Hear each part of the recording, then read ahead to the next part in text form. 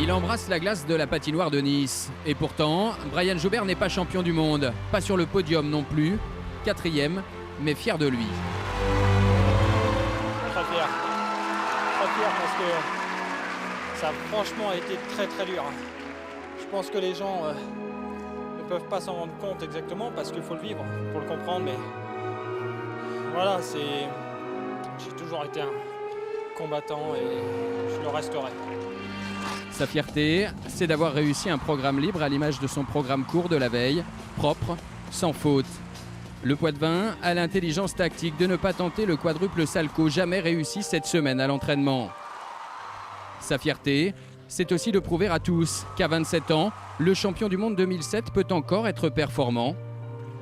Son entourage est séduit. Il est sur le chemin de la reconstruction, il me semble. Et c'est bien parce que je retrouve un patineur combatif. On a retrouvé le Brian il y a 3 ans et c'est ce qui est le plus important et c'est de bon augure pour la saison prochaine. C'est ce qu'il cherchait, de retrouver ses marques. Il les a retrouvées, c'est super. En vue de cette prochaine saison, Brian Joubert s'était fixé la 5e ou 6e place de ces mondiaux.